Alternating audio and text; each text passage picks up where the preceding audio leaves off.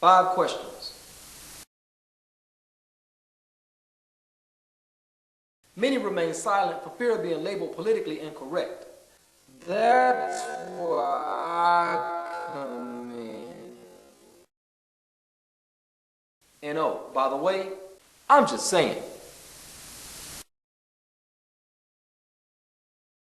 Why are some justifying kingships in Muslim land?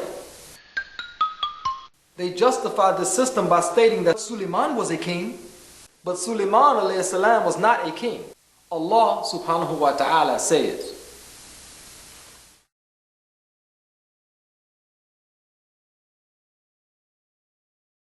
these are the words of Bilqis. Then Allah ta'ala verifies her statement by saying, وَكَذَلِكَ يَفْعَلُونَ.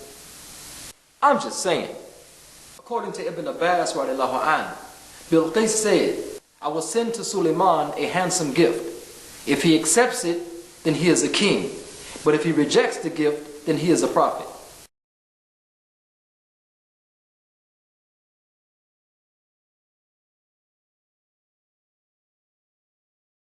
All history is to draw lessons and examples from, not to be used as a source of Sharia.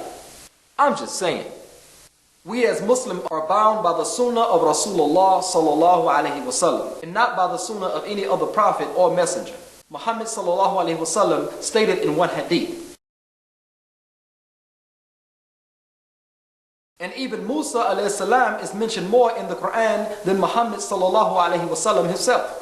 Yet and still, by this hadith, we see where the emphasis is placed on what sunnah we will be bound by on Yawm al-Qiyamah. The second question in the grave is, who was your prophet? Answer, I'm just saying. The revelation of Islam abrogated all revelations that preceded it. So why do we continue to go back in the past in order to draw Sharia from it? Whatever was before Islam can only be used as an example and a lesson. Therefore, no evidence exists to justify kingships within Islam. Haram, haram, haram. The official position of the ulama in Saudi Arabia is that music is haram. But there remains large music stores in Mecca and Medina. Now this king has the power to imprison thousands of ulama that dare to speak the haqq. But yet he does not have authority to close these haram music stores? I'm just saying. Also Allah subhanahu wa ta'ala says,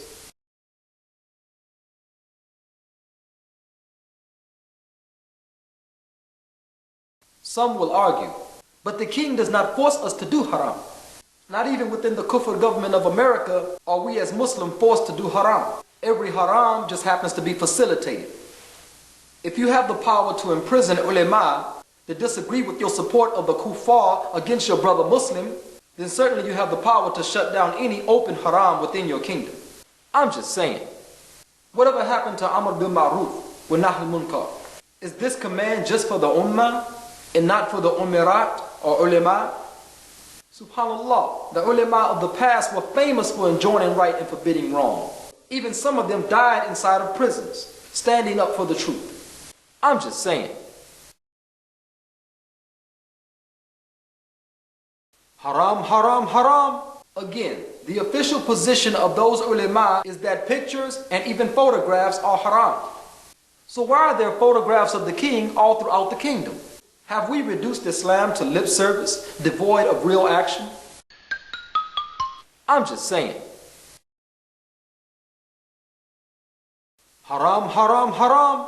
Heated arguments over this issue. Man, why should I talk to you? You ain't even got a beard. Brothers on the verge of making takfir on other brothers over this issue. Question. Are these kings above the wahi? It seems that your brother Muslim is quickly criticized about not having a beard. But as far as the king not having a beard, there seems to be an eerie silence. I'm just saying. Reminds me of the time when that certain king wore a cross and drunk wine on national television. And for some reason he avoided criticism within that kingdom by those ulama. Muhammad sallallahu alaihi wasallam stated, what destroyed generations before you is that when it came to the weak and the meek, they implemented the punishments of Allah upon them. But when it came to the rich and affluent among them, they put aside the punishments of Allah subhanahu wa ta'ala.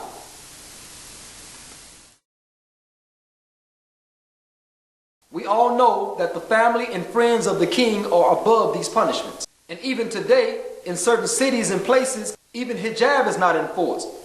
And even in some cases, frowned upon. Even in the country name, we find contradictions of the very essence of Islam. The kingdom tells us that Allah Ta'ala is not in charge and is not the sovereign. Of Saudi tells us who exactly is in charge. Arabia.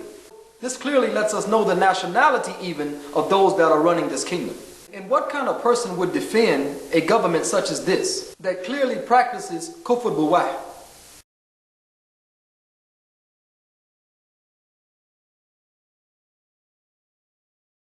And as time goes on and on, as this kingdom openly exposes itself to even the ignorant amongst us, will they continue to defend it then? Using these weak and feeble arguments, fed to them by ulama that don't even practice what they preach.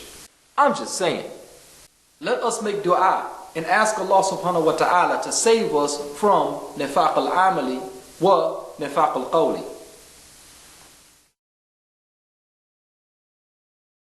Never did Muhammad sallallahu alayhi wasallam solicit the services of kuffar in order to kill Muslims. Muhammad sallallahu alayhi wasallam stated in one hadith, whoever gives a handspan of Muslim land to the kuffar, Allah will give him just as much in al-Jahannam. Kufr military bases have existed in this land for the longest, yet even today they deny it. Ain't no kafir military bases in Saudi Arabia. Yeah, I know. They do possess all of the stereotypical external aspects of what is supposed to define a Muslim. But what of the justice and dignity of Islam? How much longer will we continue to be blinded by white thobes and long beards? So what now of those that defend this kufr? I mean, the worst leaders of our past would not keep Muslim armies idle while their fellow Muslims are being slaughtered. If this land was truly Islamic, then Allah Ta'ala's promise would indeed be fulfilled upon them.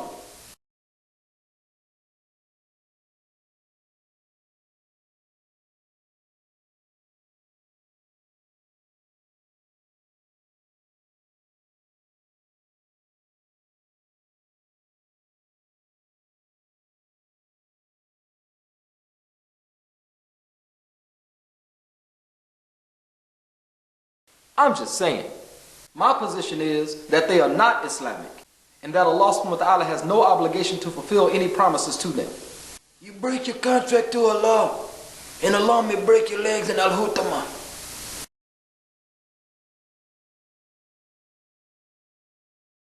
The intended purpose of these governments is to destabilize Muslim lands and to not allow any real political unity among Muslims, as well as to show Islam in a bad light. I'm just saying.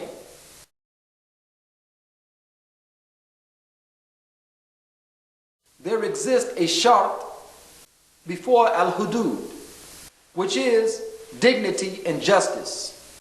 Before any revelation concerning al-hudud came down, Muhammad ﷺ established the first khilafah in Medina, a sovereign system able to implement Islam, protect the Muslims within the state, and carry Islam to other nations. And once this Khilafah state was established in Medina, then the ayat concerning al-hudud came down. We can see by this example, Islam was not revealed in order to punish the people, but to dignify the society and to rule it by the justice that Allah Ta'ala had revealed, which is unity and equality for all mankind, Muslim and non-Muslim, Arab and non-Arab, white and black. I'm just saying, if we are going to punish society without implementing first the justice of the Islamic system, then we might as well make salah without making wudu. Because the justice and the dignity of the Islamic system is a shart before the punishments within the Islamic law can be implemented, just as wudu is a shart in order for as-salah to be valid. I'm just saying. This has been Saudi Man for Dawahworks. Assalamu alaikum.